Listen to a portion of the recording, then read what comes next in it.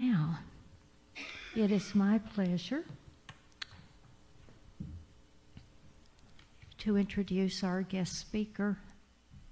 Kristi was here last year. She comes and spends part of her winter. She and her husband are from Maine.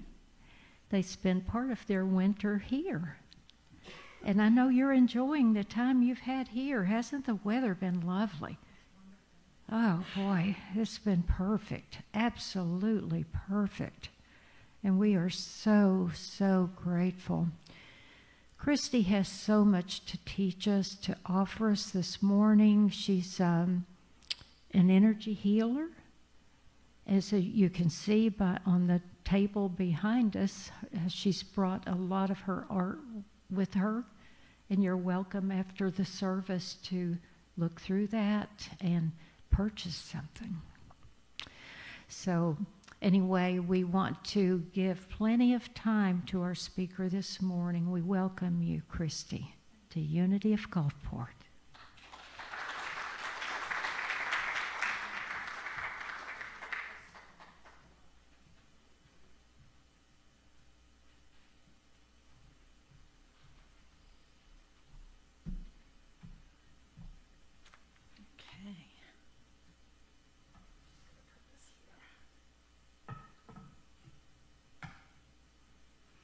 Good morning.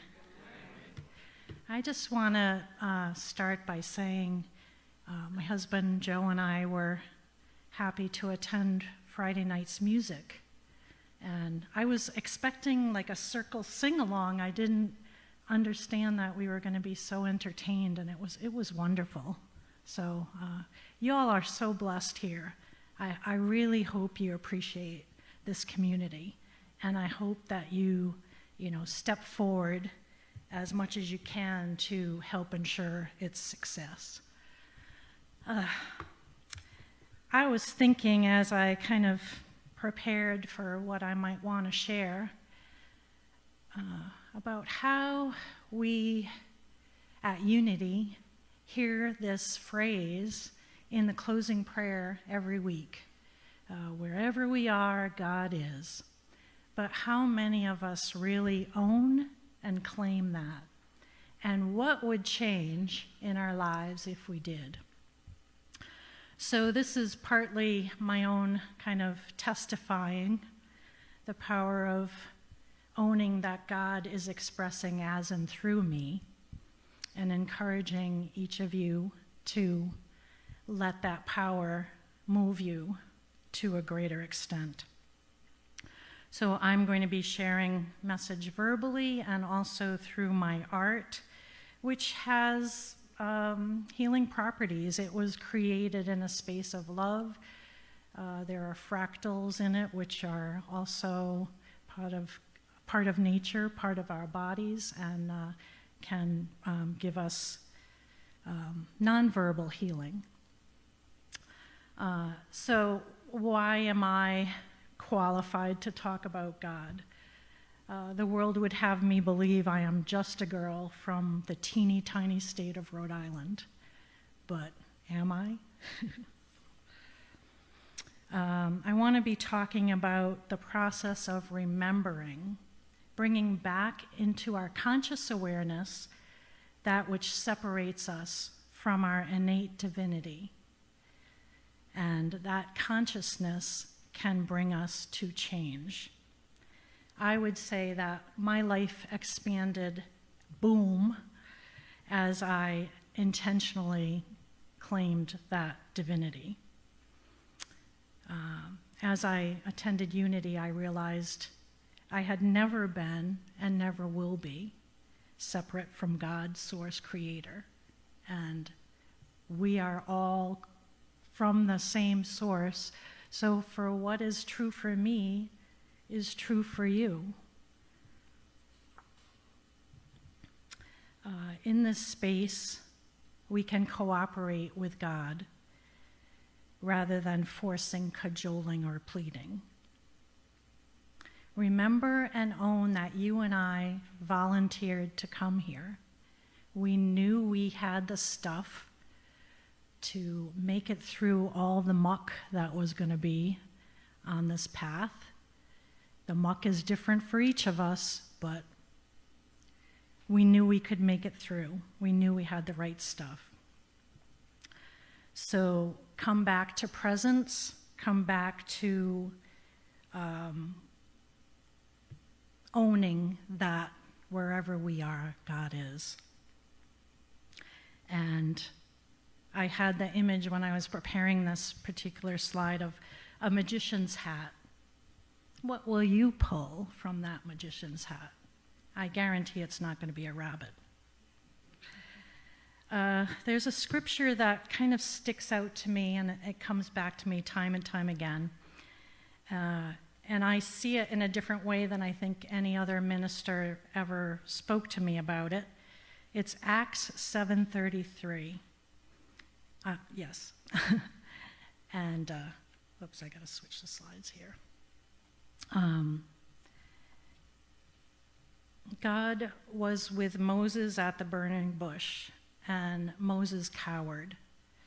But God said, "Take the sandals from your feet, for the place where you stand is holy ground."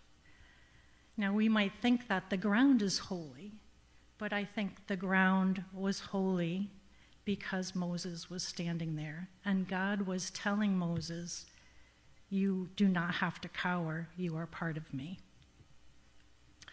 So what do we do to claim our own divinity? These are some suggestions. Seize, and I kind of misspell that on purpose. We have to see, right? We have to see to seize our power and change within this momentum. It's never too late. It's absolutely never too late. We need to seek out and soothe the denser emotions like fear, shame, guilt, self-loathing. These create what I see as a static within the physical body and can kind of hinder the body's ability to self-heal. So it's very important to root out and illuminate these denser emotions. We can shift toward greater light and love. This is not something to achieve. It's already within us. It's our birthright. We are love and light. Create peace within yourself and so within our world. We came here to change the world as and through ourselves, and I see it as a 3-in-1 trinity, me, myself, and I, right? You have the power to change the world. I'd assert that we each came here into our teeny tiny baby bodies with the wisdom of ages and sages. Even those not feeling that they suffered trauma in childhood have been impacted by the indoctrination of separation. That we're separate from God, that God is a man in the sky, whatever. Ancestral programs, perhaps intended to protect us, but effectively limiting us. And to me, spiritual growth is not about reaching, it's about surrender. It's about a homecoming. We are eternal and we are connected. We are part of God, source creation, expressing as and through ourselves. And life becomes a magical dance, I would say a happy dance, as we forgive and even celebrate everything, good, bad, painful, euphoric, that led us to this moment of presence, this moment of awareness, this moment of being. I've often said to people that I know that meeting Joe Borst was the reward I received for the pain and trauma that I suffered in the first 18 years of life as Kristi. We've been together for 50 years this coming September. We've built a great life together, but around 2009, 2010, with our 2 daughters in junior high and high school, I began feeling a yearning for something more. My graphic arts and writing no longer fulfilled me as it always had. I didn't know what came next, but I had read about manifesting, and the author I had read, I don't remember who it was at this point, had said to focus on the feelings. And so I said, what do I want to feel, or what makes me feel, good? And that answer was helping people. So I felt those feelings I felt when I helped people, and I focused on that. In 2010, I had a face-to-face experience with American Eagle. I might have talked about that last year. And a week later, I saw an ad in the newspaper for Reiki. I had no idea what it was, but I was moved to take that class. And as I took the class, the instructor kept talking about chakras. Chakra this, chakra that. Finally, I said, what is a chakra? And to me, today, chakras are a major part of how I work. I see them as part of our spiritual body, our emotional body, and how the soul almost like snaps into the physical body. And each offers cues and clues to our well-being.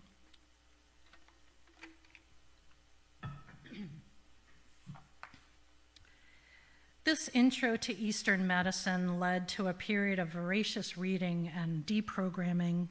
Things like, you only have one life to live. Charles asked me this morning about my tattoo. It's actually what I consider a spiritual mark to remind me of who I am and who I'm here to be when I had a waking memory of this other lifetime. Another one, our loved ones who have transitioned are lost. We are eternal. We are love. That love remains. Another one, our bodies are solid. This was a big one for me in being able to connect with my healing abilities. In high school, I learned about the atom. It's a neutron, protons, nucleus, but they didn't talk about the space around those physical parts. And now quantum science explains that we are 99.999999% space. And I believe that is the God space. Moreover, our DNA is not concrete, and that is why I believe some healing can take place by healing the ancestral programming that we've inherited emotionally. Emotions are like oceans meant to flow. Stagnant or stuffed emotions prevent the flow of chi or life force energy that enables our bodies to self-heal. Another one, you cannot change the past. Well, we can definitely change the past by changing our perception of the past and our reaction to it. And a big one, we think of time as being linear. We say past life, we say, things happened in the past, but there is quantum entanglement and other quantum theories now that say that everything's happening at once. So that provides spiritual gateways to change the past. A huge factor in my return to my spiritual gifts was joining a Unity in 2011. About a year after the Reiki training, I became initiated as a oneness blessing giver. This is a movement from Eastern tradition in which one performs a laying of hands. During that training, we were encouraged to go into meditation and connect with our earliest memory of pain. And what shockingly came up for me was grief as a toddler for losing, my mother losing a pregnancy, a near-term pregnancy. After working through that repressed grief, I started feeling energy in my hands. I didn't know what it was, but kind of as Judy suggested this morning, I began imagining the earth in my hands, and I would just rotate my hands around the earth and send love and send compassion, all the God qualities, compassion, forgiveness, generosity. And I think this is something we can each do when we may feel like we can't do anything. We can always send our love into the earth and out into the world. So the Unity teachings, New Thought teachings, we all know them. I believe they're a gateway to freedom and sovereignty. God is omnipotent, present, past, future. There's a yin and yang, I think, in this world. Good and bad, happy, sad, challenge, opportunity. But what we might miss in that symbol is the circle that holds yin and yang together, and that balance is God. Omnipresent, your resonance is unique, almost like your fingerprint. So do not dumb it down or hide it. Be the light you came to be. And that can take looking at the shoulds and the can'ts and the don'ts and the nevers and see if you can start to shift those. Mind action, watch your thoughts, and rather being run by them, especially those that separate you from God and your mind, work on them and convert them. Presence and prayer, I kind of see this as presence, spelled as a gift, presence. We each have a present that we're here to offer, and we're also here to surrender to God's will. When I learned not to fear death, because I owned that I'm an eternal being, what else is there to fear? What else is there to fear? We are eternal, and we need to use our time for the highest good. Bringing back to conscious awareness, serving as creator, experiencing the world as and through us. What spiritual footprint shall you leave? Will it be cloaked in fear or cloaked in love and generosity? How can you help ensure the success of the things you care about, including this congregation? When there is a plea for help, raise your hand.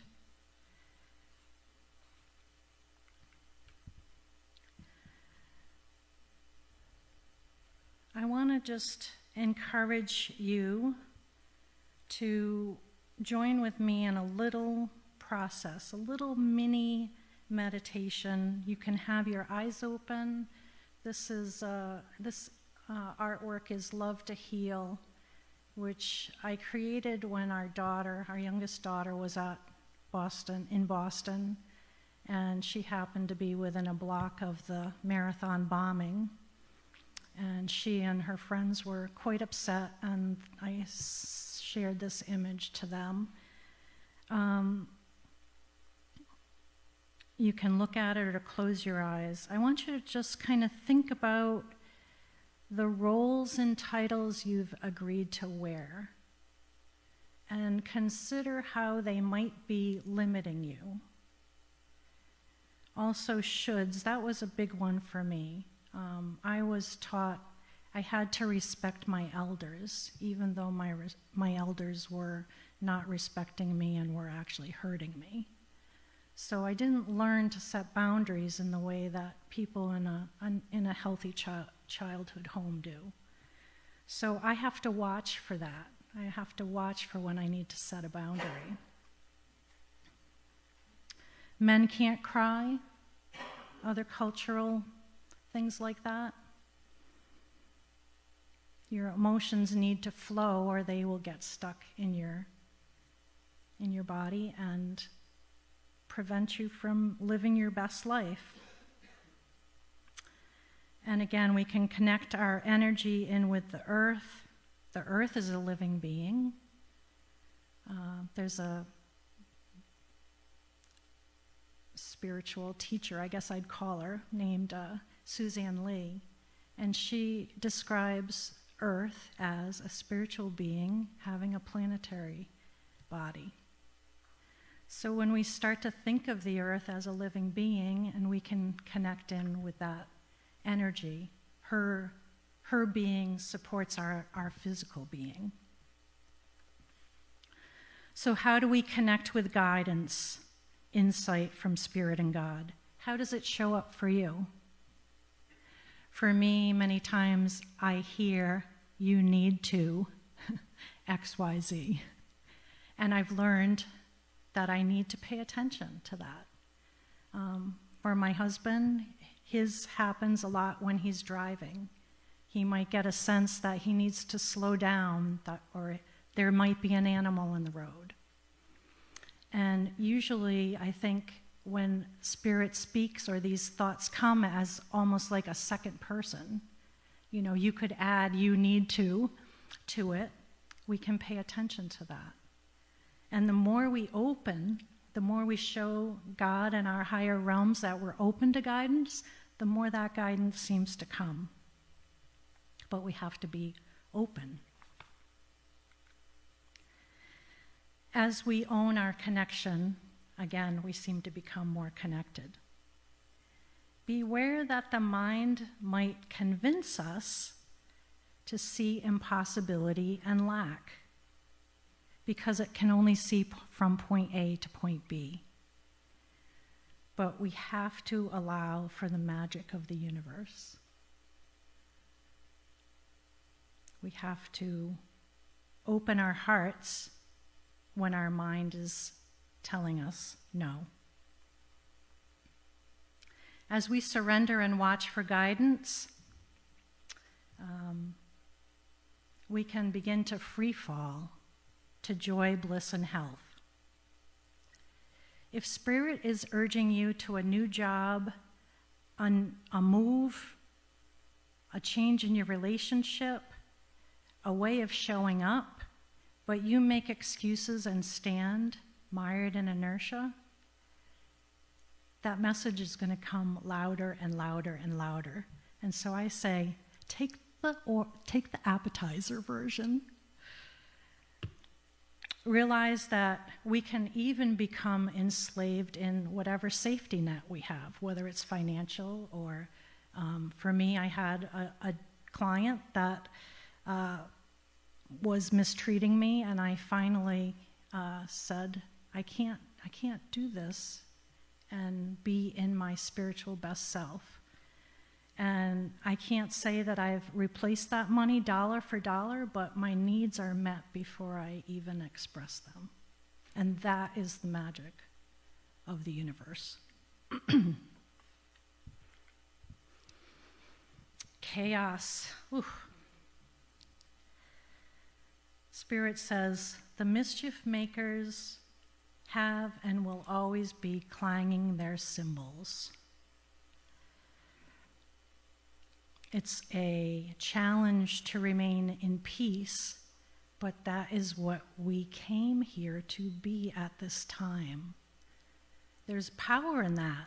There's power in knowing that we have a choice to be in fear or to be peace, to be faith. I think this has an overlay. Yes. I have faith And faith to me means feeling assured in spite of so-called troubles here.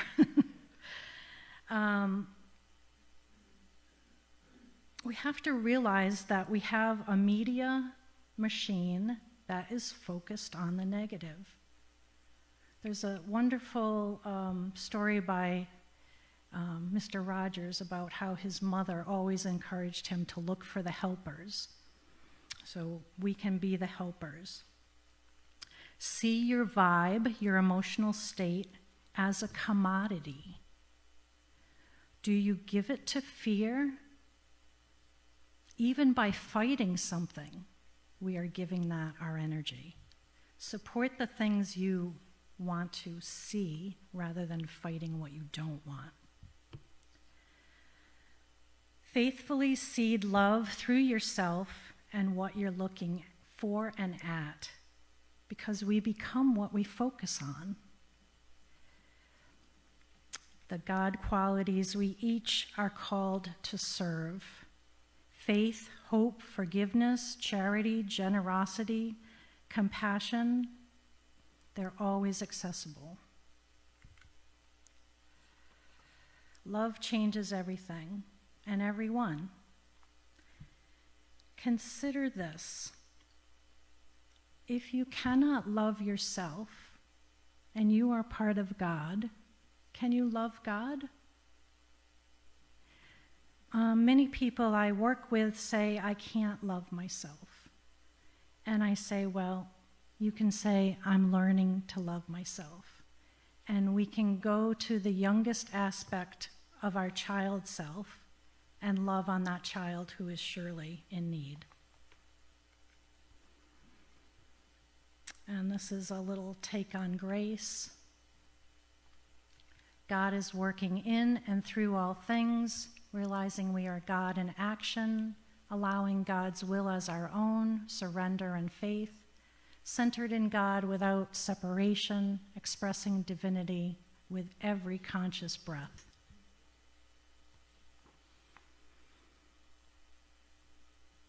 I didn't have a lot of laughter in my childhood. And it wasn't until I started deprogramming in that phase when I was at Unity that I noticed that I didn't really laugh out loud. And so I began watching YouTubes of babies and cute little animals so that I could get used to hearing my own self laughing. And now I think it's one of my best qualities. We have to reintegrate the aspects that were hiding or shut down or muted or even play acting. For me, I had to perform to experience less pain. So being authentic is one of my main focuses now, and it's also at the heart of the inner child healing work I do through my healing perspective process. So how do we watch our thoughts? How do we change our thoughts?